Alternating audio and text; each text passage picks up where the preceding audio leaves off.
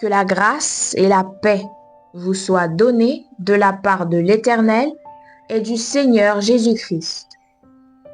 Nous vous souhaitons la bienvenue sur votre chaîne de prédilection, Jésus-Christ le seul dominateur, à l'heure de la méditation du jour. Notre méditation a pour titre « Dieu parle aujourd'hui ». Dieu parle aujourd'hui. Car la parole de Dieu est vivante et efficace, plus tranchante qu'une épée quelconque à 2 tranchants, pénétrante jusqu'à partager âme et esprit, jointure et moelle. Elle juge les sentiments et les pensées du cœur, selon Hébreux au chapitre 4 et au verset 12. Avez-vous déjà demandé à Dieu de vous parler? Il est peut-être tentant de penser que nous pourrions avoir plus de foi si Dieu nous parlait tout simplement. S'il nous parlait tout simplement, alors nous saurions qu'il est réel et qu'il existe. Alors qu'à une époque, Dieu parlait par intermédiaire des prophètes, aujourd'hui, Dieu nous parle par l'intermédiaire de la Bible qui est sa parole. L'écriture est le moyen par lequel Dieu communique avec son peuple.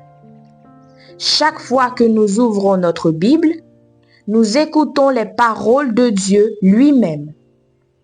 C'est pourquoi l'Écriture dit que la parole de Dieu est vivante et active. C'est le principal moyen par lequel Dieu parle à son peuple pour guider nos pensées et diriger nos voies. Elle nous rafraîchit activement et nous fournit la sagesse pour vivre.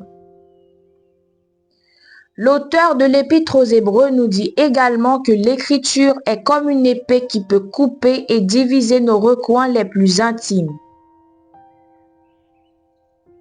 La parole de Dieu révèle notre véritable cœur.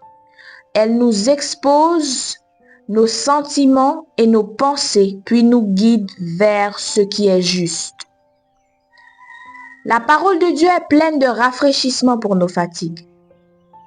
Elle adresse des encouragements à ceux qui le suivent et écoutent sa voix.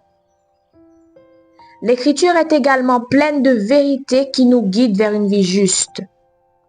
Elle façonne notre cœur et notre esprit pour aimer Dieu et ceux qui nous entourent.